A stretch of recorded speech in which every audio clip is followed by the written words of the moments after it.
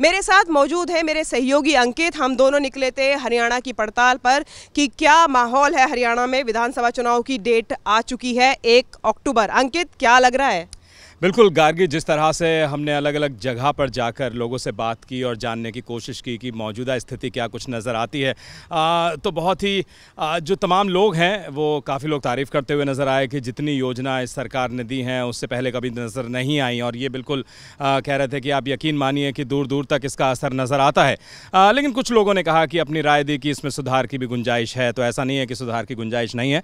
तो ये वाकई में देखना दिलचस्प रहेगा कि अब यहाँ से सिर्फ 1.5 महीने से कम का वक्त बचा है जब 1 अक्टूबर को वोटिंग होगी और फिर बहुत ही जल्द 4 अक्टूबर को नतीजे आ जाएंगे। तो वाकई ऊँट किस करवट बैठेगा, इस पर तो थोड़ी सी हमें इंतज़ार करना होगा और नज़रें पूरी तरह से टिका के रखनी होंगी। लेकिन वाकई में जो आपने पूछा कि लोग क्या कुछ कहते हैं, तो लोगों की मिली जुली राय हमें यहाँ देखने को मिली हरियाणा में सोनीपत में और सोनीपत के आसपास के इलाकों में जितनी हमने लोगों से बात की। मोदी सरकार ने बहुत अच्छे काम कर रखे। देखो, पहले कांग्रेस के राज में हम बड़े दुखी थे, बड़े परेशान थे, ना बच्चों की पढ़ाई थी, ना कोई अच्छा काम हो रहा था। अब मोदी सरकार में हमें राशन पानी खूब अच्छा मिल रहा है, बिजली लाइट सब कुछ बढ़िया मिल रहा है। जैसे कहते हैं जी डबल इंजन की सरकार, तो डबल इंजन की सरकार है। असर दिखता है? हाँ जी, दिखता है पूरा।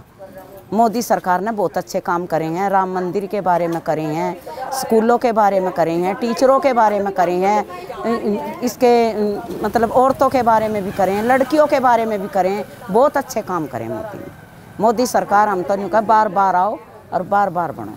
24 घंटे बिजली रहे हरियाणा में, कतई गाँव में कति क्या हो गया, थोड़ी बहुत 10-5 मिनट कट जाए। खेतों की लाइट है कति डेली 8 घंटे कति, उसमें से कुछ नहीं कटता। क्या होगा भाई, खराबी हो जाए तो कट जाना, तो कोई दिक्कत ही नहीं है। कंप्लेंट फोन करते गेल बिजली वाले हम कंप्लेंट करन और बताए नाज फ्री का देना आ रहा है मोदी, घर गेल नाज फ्री मानना है। बताओ रिश्ता फालतू और क्या होगा। घर हैं जितने गरीब आदमी तो उनको घर भी मिल रहे हैं। अगर भाई ऐसे नहीं है कि भाई जैसी स्थिति है भाई 5 लाख का 2.5 लाख का जितना भी है। अंकित, मेरा एक और सवाल आपसे है कि खट्टर पहले मुख्यमंत्री थे, उन्हें सेंट्रल में जगह मिल गई, मोदी कैबिनेट में उनको जगह मिल गई। नायाब सिंह सैनी मुख्यमंत्री के तौर पर कार्यरत हैं अभी। क्या लग रहा है कि ये जो नया चेहरा है जनता को प्रभावित कर पाएगा? 90 सीटों पर मतदान होना है।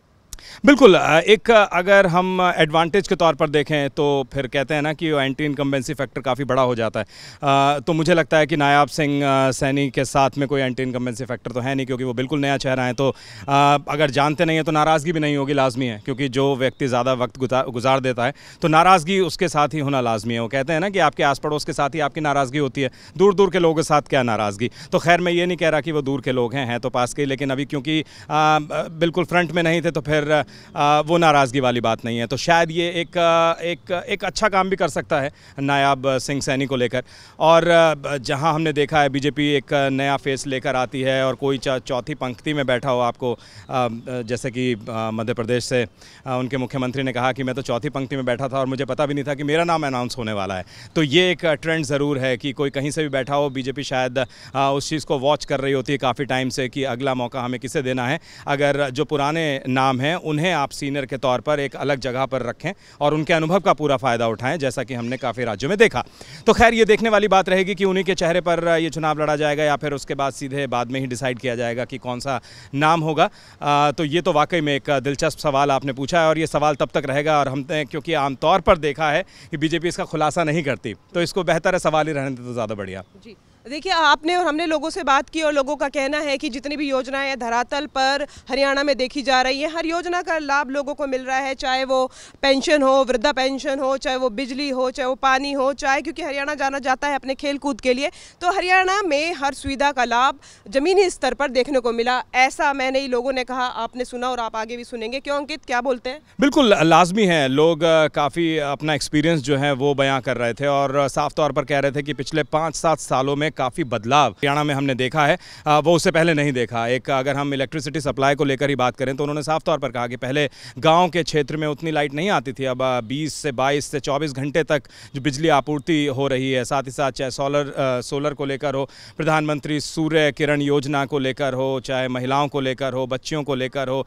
किसानों को लेकर हो, तो तमाम सेक्टर्स पर जो है सरकार ने ध्यान दिया, ऐसा लोगों ने कहा है ना। लेकिन अब ठीक है, बहुत ज़्यादा इंतज़ार करने की ज़रूरत है नहीं। 1 अक्टूबर को ये तय हो जाएगा कि जो लोग कह रहे हैं वो कितना सही कह रहे हैं और ये लगातार हम दिखाई रहे हैं।